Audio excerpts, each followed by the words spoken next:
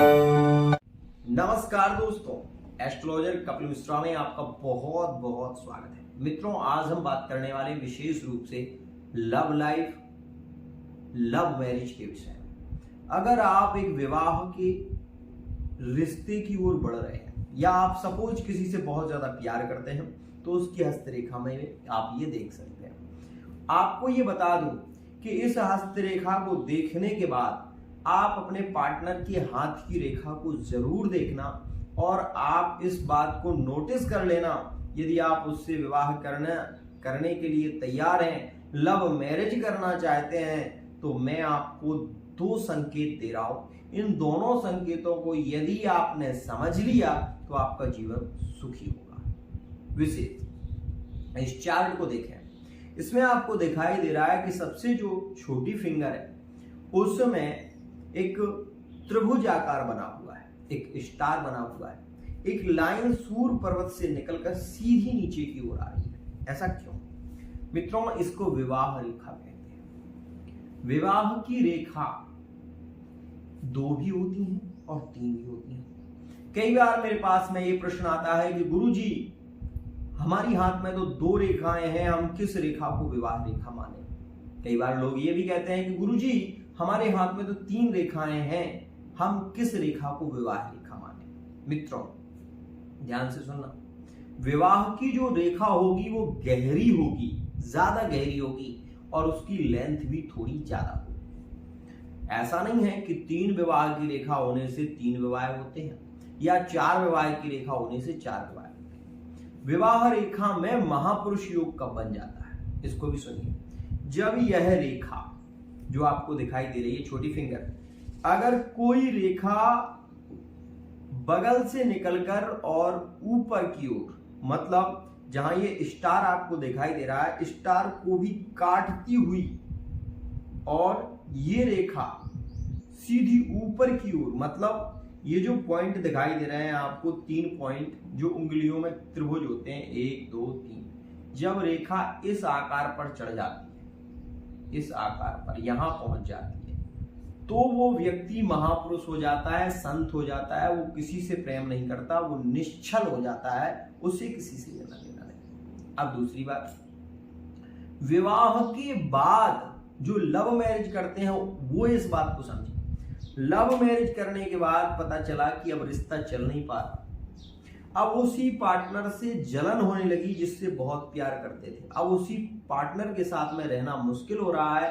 अब ये कह रहा है पार्टनर, मुझे तुम्हारे साथ में नहीं रहना, तुम्हारी मेरी जिंदगी में नहीं बन पाएगी, तुम मुझे छोड़ दो, तुम मुझे डिवोर्स दे दो, मेरा तुम्हारा कोई रिश्ता नहीं। ऐसी बातें कब उत्पन्न होती हैं? जब आपकी या आपके पार्टनर की हस्तरेखा में ऐसी रेखा जो कि बुध पर्वत से निकले और सूर्य पर्वत से जो लाइन आपको दिखाई दे रही है काटती हुई हृदय रेखा को छू जाए, तो ऐसी स्थिति में वो रिश्ता चल ही नहीं पाता। उसमें बहुत ज्यादा कलह होता है, बार बार झगड़े होते हैं, पार्टनर का लगाव अपने मायके की ओर होता है या फिर पति का लगाव विशेष रूप से अपनी पत्नी से कम हो जाता है विवाह के बाद। ऐसी स्थिति होने लगती है जिसमें पति का सपोर्ट नहीं मिलता और पत्नी का दाम्पत्य जीवन बिगड़ने लगता है। एक और बात, यह सहज माना गया है कि जिन लड़कियों का लगाव अपने माता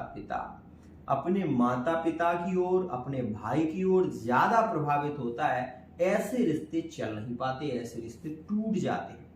ऐसे रिश्ते इसलिए भी नहीं चलते क्योंकि इन रिश्तों में उन स्त्रियों के मायके पक्ष का पक्षपात ज्यादा होने लगता है, जिसके चलते रिश्ते 100% टूटने लगते हैं। एक और बात, जब भी आप किसी का कन्यादान करते हैं तो ये सोचकर कीजिएगा कि अब ये कन्या आपकी तो है लेकिन आपने इसका दान कर दिया है।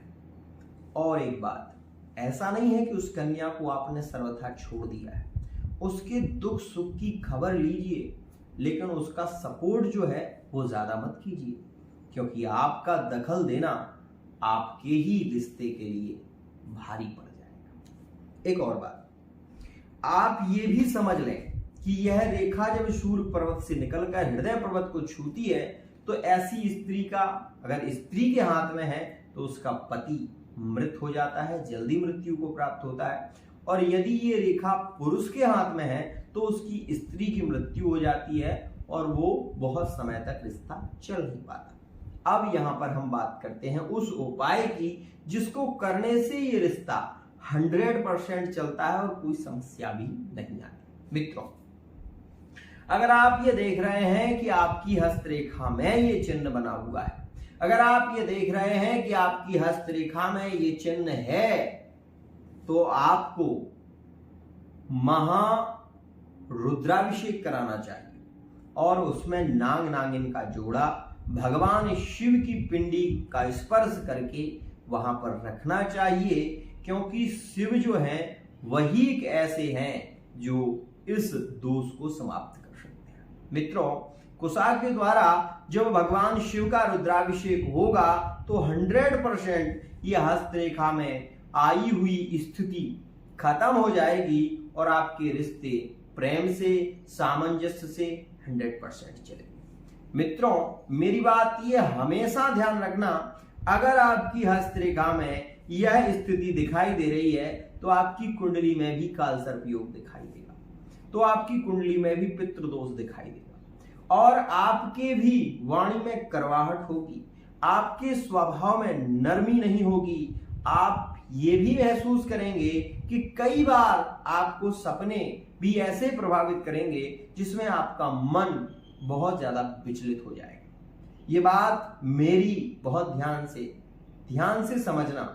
एक बात जरूर कहना चाहूंगा, अगर आप अपनी love life, married life, third party relation से बहुत ज्यादा परेशान चल रहे हैं, लिविंग रिलेशनशिप में हैं और आप विवाह करना चाहते हैं, तो एक बात जरूर कहूंगा, पहले आप एक पर्सनल रीडिंग कराएं और रीडिंग के दौरान आप ये जानें कि आपकी लव लाइफ में, मैरिड लाइफ में, व्यापार, बिजनेस में क्या स्थिति चल रही है, ये बात समझें।